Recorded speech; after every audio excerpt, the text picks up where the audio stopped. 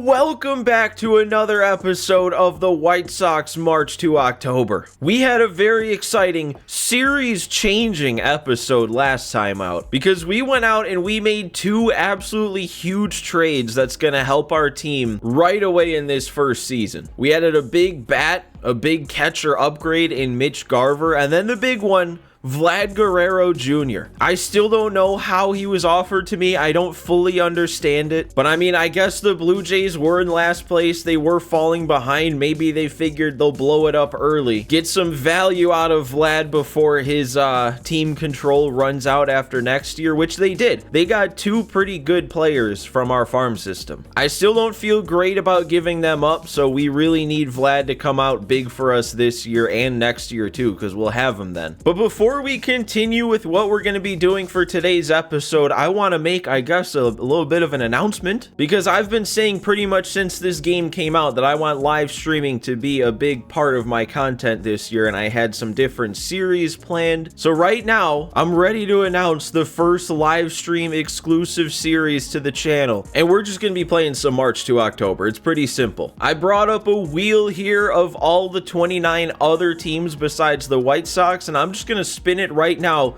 and this is going to determine who we use in the live stream March to October. So let's go. Let's get this thing spinning here. See what team we're going to be ending up with.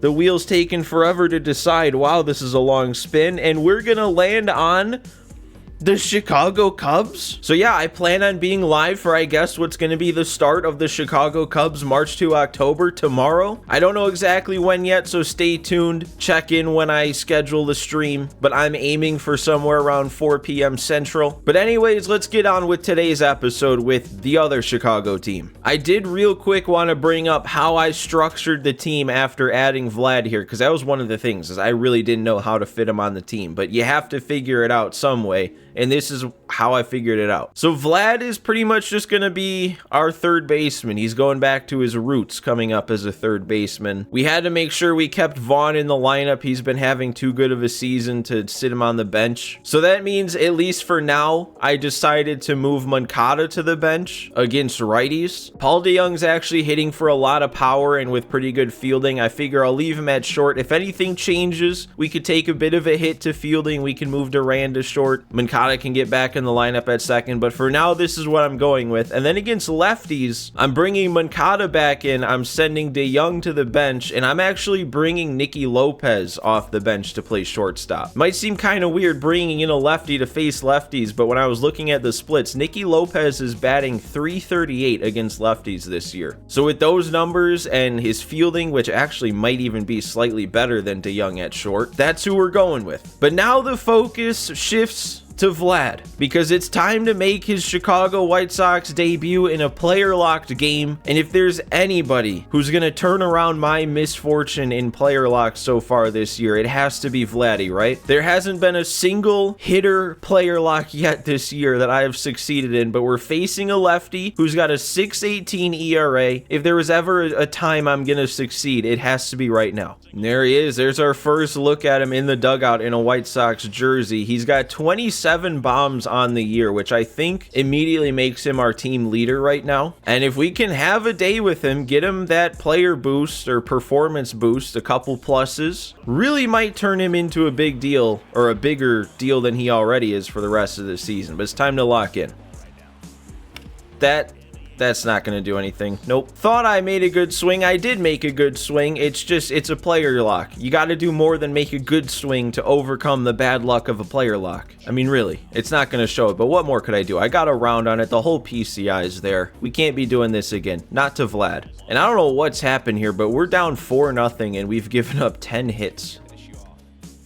There we go. There we go. Just had to pull it a little bit more, and Vlad is going deep, like 12 rows past the bullpen. That should secure us our first hitter performance boost of the season. There's no way that I can go deep like that and they don't give me anything. I told you all it was going to take was the cover athlete of the game. But hey, we're not even done yet. Let's go out. Let's do more damage. Lock up a 3+. All right, we're back up for our next AB. Still a 4-1 game, so no one else is doing anything to help.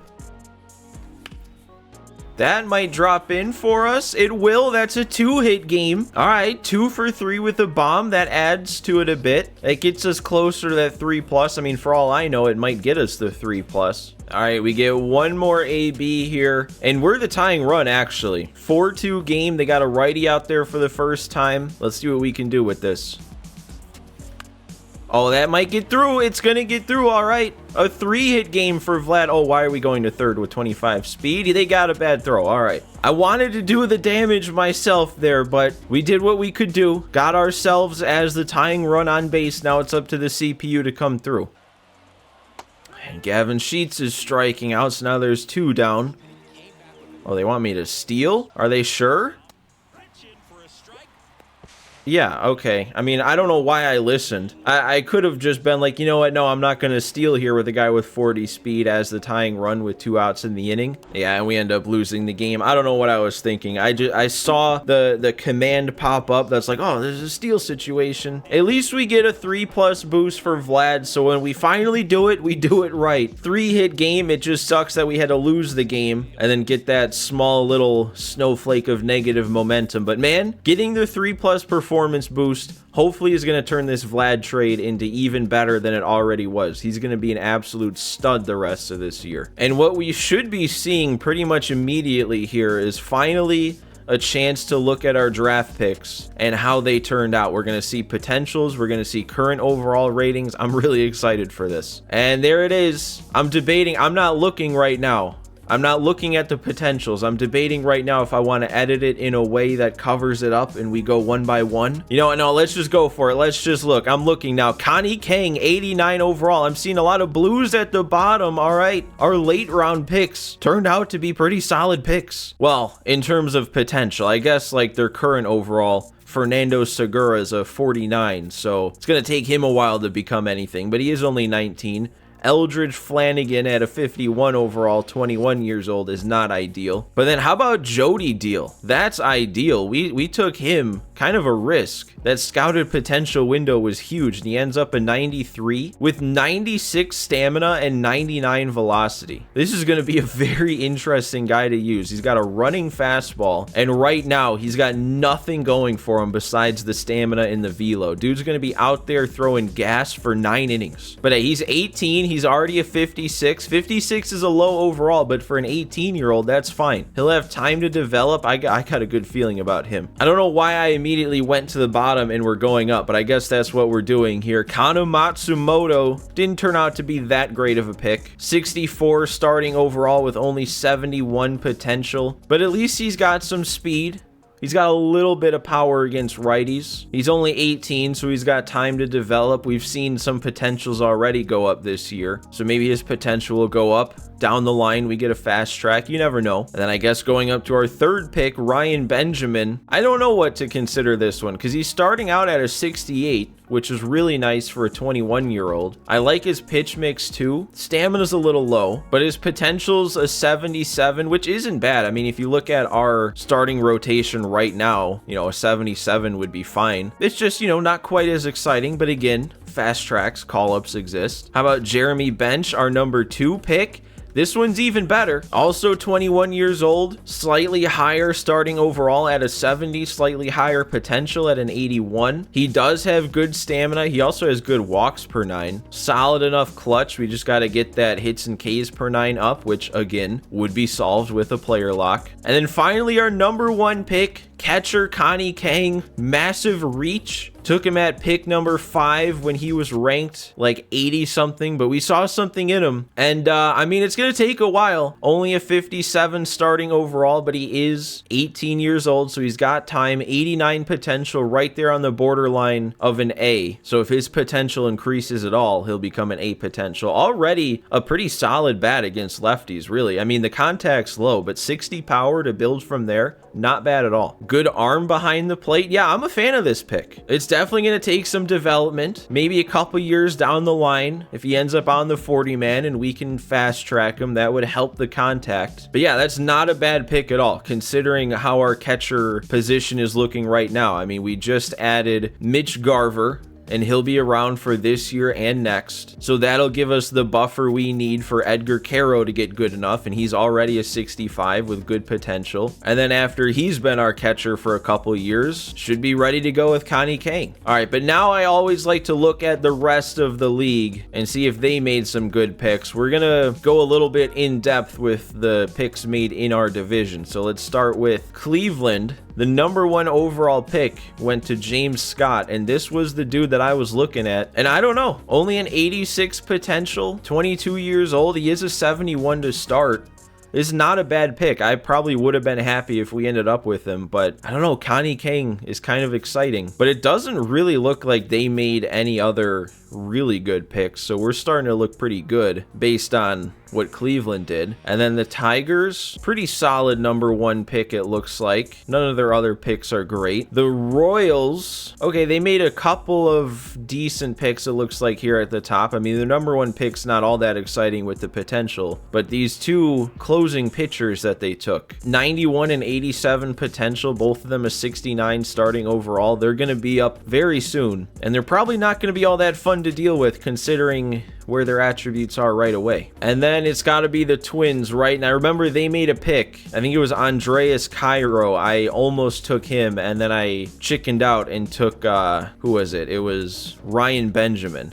They honestly look pretty similar. Ryan Benjamin, 68 overall to start, 77 potential. Andreas Cairo, well, I guess he's also 67 to start, 77 potential. It's just Cairo's a little younger, so that's a bit better for him. But I don't know if he even looks that exciting of a player. But I don't know, probably another situation where, like, if this is what I ended up with, I probably would have been fine with that. But yeah, I think in our division, I pretty comfortably had the best draft. I mean, just looking at my picks here, I don't know, I would say it looks pretty easy that I had the best draft. I mean, this Jody Deal pick with my 4th pick, this could turn out to be kind of a game changer, kind of a steal. Ooh, and we might have had a generational pick here. This, I mean, he was the consensus #1 overall pick, and I was kind of shocked when he didn't go in the top 3. He went 1 pick before me. He dropped down to 4.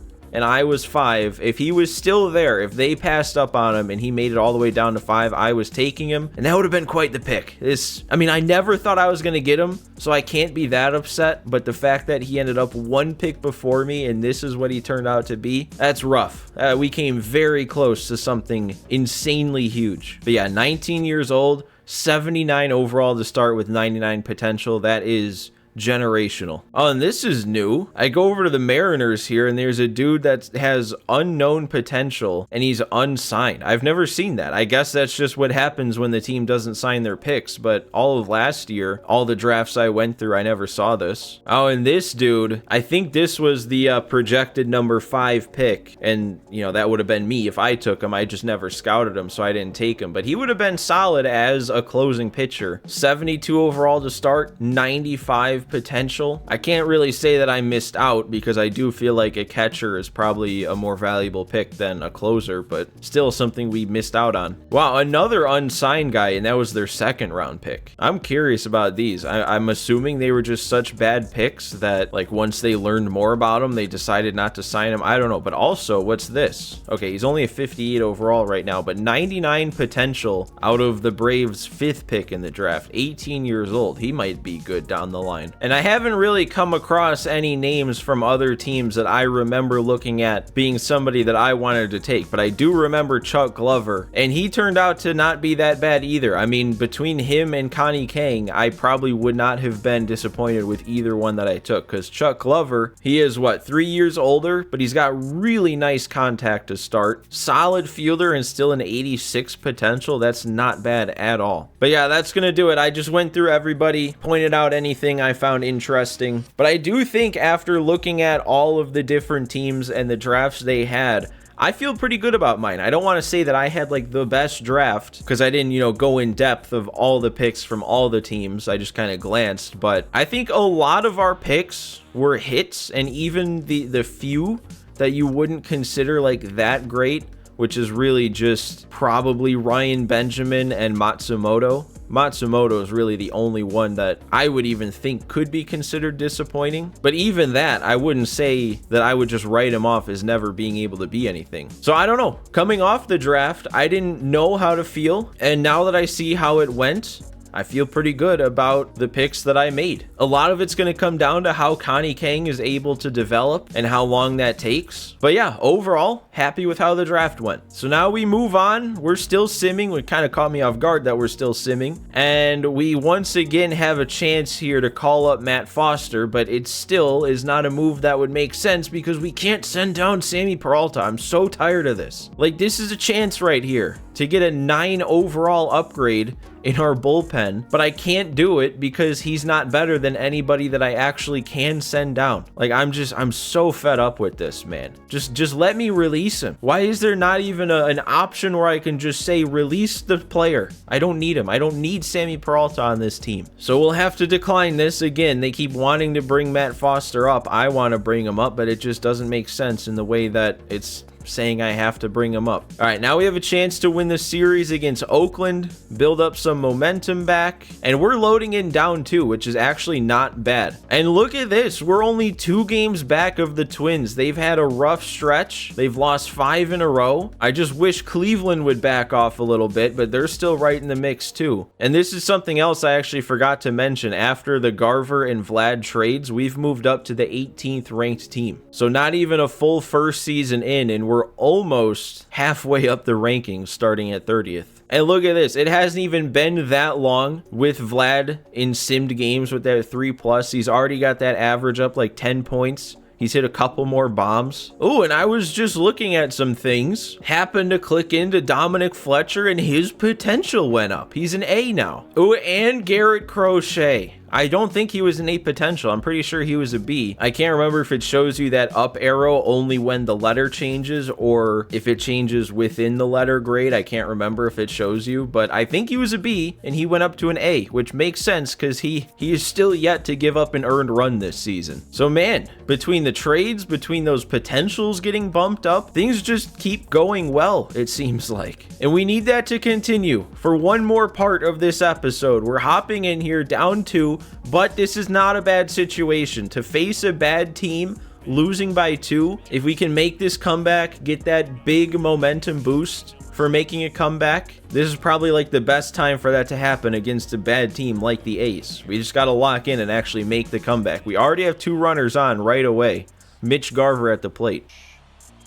And Garver does it immediately. First batter that I take control of, and we're hitting a 3-run shot on a 3-2 count. He thought he could play it safe. He thought he could just leave one right down the middle on 3-2, but no, it's not getting past me. Finally doing something with Garver. Didn't do anything in his player lock. Didn't do anything in the at bat or 2 I had with him in the next game, but there we go. That's what we brought him in to do.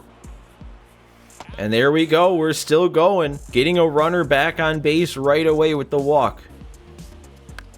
And Duran, that is going to get down. We got to get into second, though. And they threw me out. That's a tough one. Not a lot of speed out there on first from Vaughn. You don't know if the second baseman's going to make the play. Oh, and then I roll over on the cutter with DeYoung. But we don't come away empty-handed from this inning. We got the 3-run shot from Garver, and now all this game's about is holding the lead. And let's see what Kopech is looking like. 88 pitches in. Oh, yeah, no, he's got to come out. I'm going to go to Tanner Banks, though. This first batter might not be the best matchup for him, but the next 2 seem to be a little worse against lefties. Oh, come on. That's strike 3 there, and now we've let him come back down 0-2 to 3-2. And then I missed my spot, so it's a leadoff walk. That did not feel like a walk that should have happened. Oh, my God. Oh, my God. Okay, there we go. We're going to make J.J. Bleday look like a fool. Go down on 3 pitches, chasing at all of them. And there we go. Another good lefty-lefty slurve.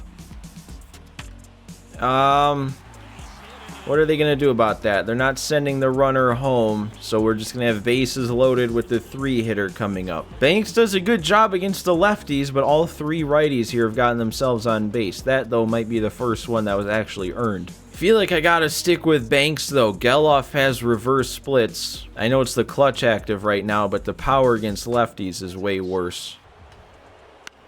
And there we go. Right to DeYoung on the ground. We're gonna get out of it. No worries. No stress, right?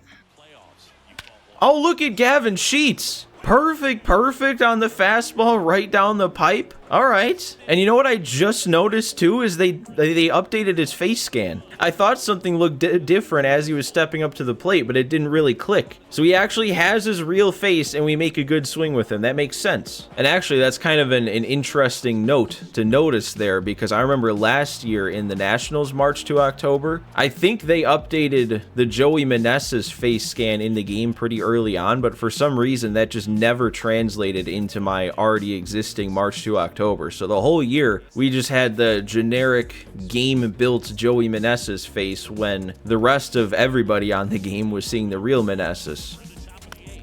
And I'm gonna ground out with, or maybe not ground out with Eloy if he hustles. Don't pull anything.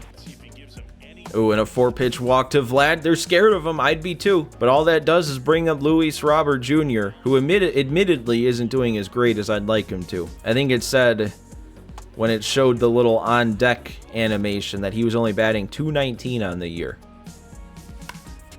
And then we ground into a double play with him.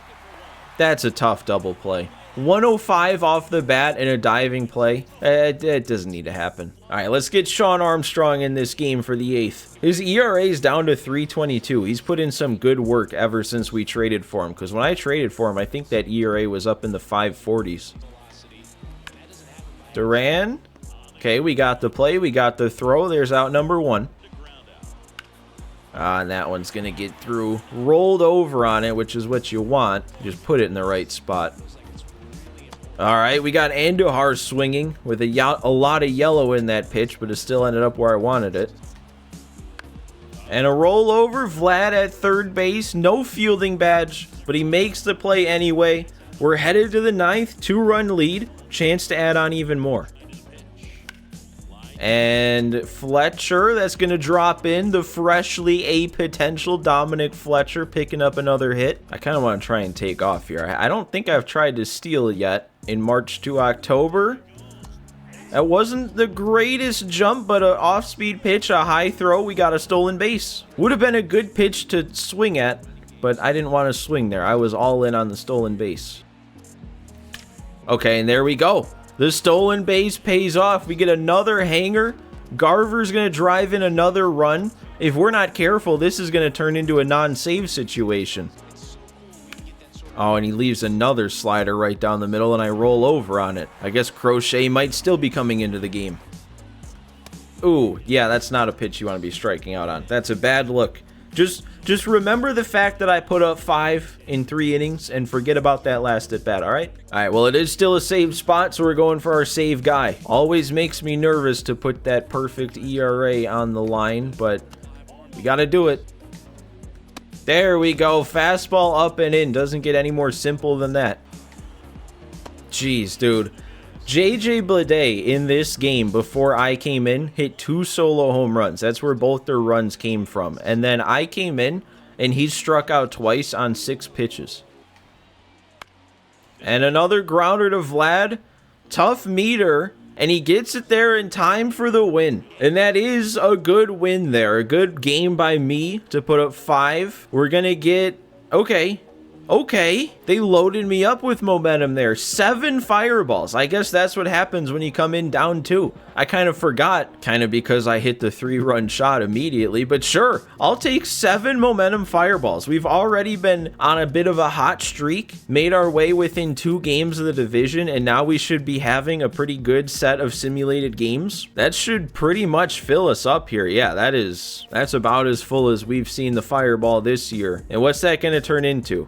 How about a 2-game sweep of the Cubs?